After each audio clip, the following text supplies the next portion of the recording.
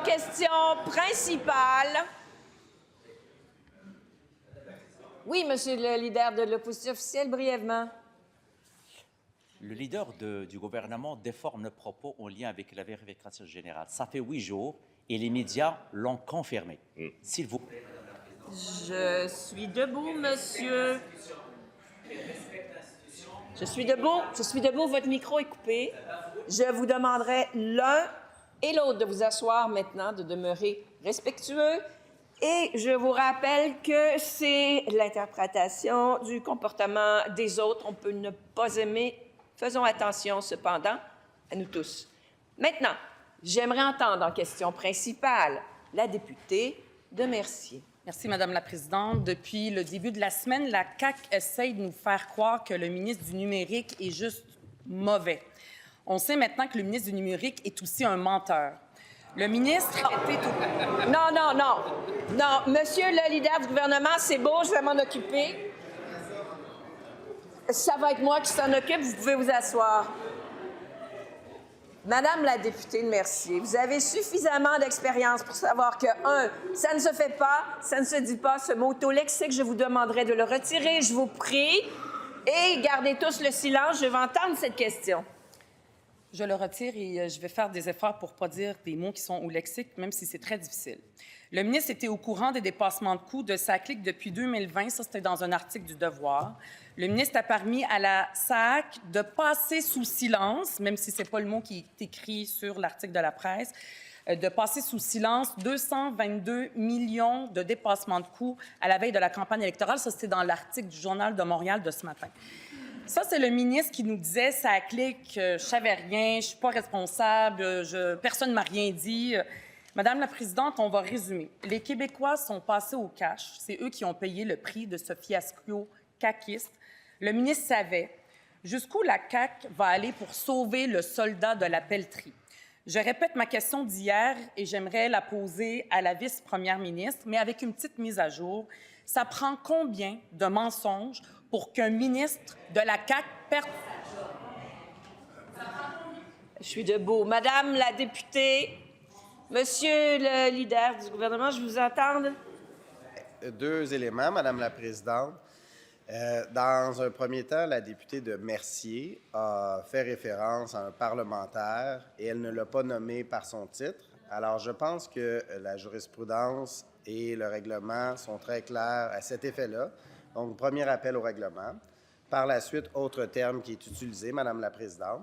Je trouve ça déplorable. On répond aux questions. La députée de Mercier pourrait poser ses questions d'une façon... C'est beau. Alors, et vous avez raison, monsieur le leader, sur ces 2 points. 35.1, Madame la députée, on interpelle les collègues par leur titre, article 35.1, souvenez-vous-en. Et par ailleurs, le mot que vous avez utilisé est au lexique, et dans ce cas, je vous demande de le retirer, Madame. Je le retire. Je vais répéter donc ma question d'hier. Ça prend combien de dépassements de coûts pour qu'un ministre de la CAQ perde sa job? Combien? 500 millions? 1 milliard? 2 milliards? Combien? La réponse du leader du gouvernement? Madame la Présidente, la députée de Mercier, j'aimerais ça qu'elle mette autant d'énergie à critiquer et à, s'époumoner sur le fait que l'ensemble des parlementaires, Madame la Présidente, ont été trompés. La vérificatrice générale le dit très clairement. C'est sûr qu'il y a de la partisanerie politique lorsqu'on est dans l'opposition. Mais ce qui est plus fondamental, Madame la Présidente, c'est que le fait que l'ensemble des parlementaires siégeant à la Commission d'administration publique ont eu les mauvaises informations de la part de personnes qui étaient à l'intérieur d'une société d'État, Madame la Présidente. Ça, c'est problématique pour notre institution, Madame la Présidente. On a menti à l'ensemble des parlementaires. Alors, questionnez-vous, pourquoi est-ce que cela, chez vous, ne suscite pas, Madame la Présidente, des interrogations? Pourquoi vous n'êtes pas choqués de ça, qu'on vous ait menti, tout comme on nous a menti à nous, Madame la Présidente? Je pense, Madame la Présidente... Monsieur le leader du gouvernement, que vous vous adressez à la présidence. Bien, Madame la Présidente, ça fait 3 fois que je m'adresse à vous en disant « Madame la Présidente ». Fondamentalement, Madame la Présidente, l'ensemble des parlementaires ont été floués. Vous devriez concentrer vos énergies là-dessus, Madame la Présidente, pour faire en sorte que la lumière soit faite.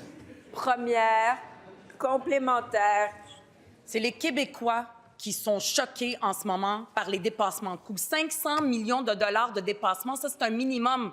Ça va être encore les Québécois qui vont payer. C'est ça qui devrait choquer le gouvernement.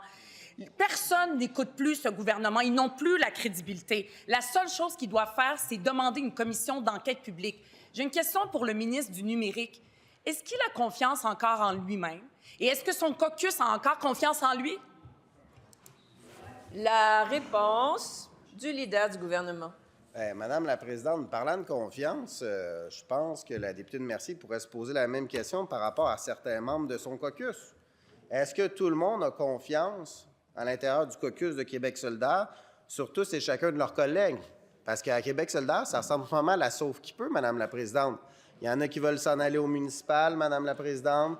Il y en a qui rejettent l'ensemble des parlementaires aussi. Alors, avant de tirer des roches à n'importe qui, Madame la présidente, je ferais le ménage dans ma propre maison si j'étais à Québec solidaire, Madame la présidente. Et encore une fois, respectons l'institution, respectons le Parlement, respectons la vérificatrice générale qui a été désignée par l'ensemble des parlementaires ici. Et la vérificatrice générale a fait la lumière et on veut avoir ses réponses. Deuxième complémentaire. Le spectacle que donne le leader du gouvernement et les ministres de la CAQ est désolant face aux yeux des Québécois qui nous regardent aller puis qui voient comment est-ce qu'on gère mal leur argent, comment est-ce que la CAQ gère mal leur argent, alors qu'ils font l'austérité puis qu'ils coupent partout. La ministre des Transports, elle était très bonne là, pour écrire des tweets à SAC. C'est ça qu'elle nous a dit hier. Ça serait le fun qu'elle aide le ministre du Numérique pour qu'il écrive son tweet de démission.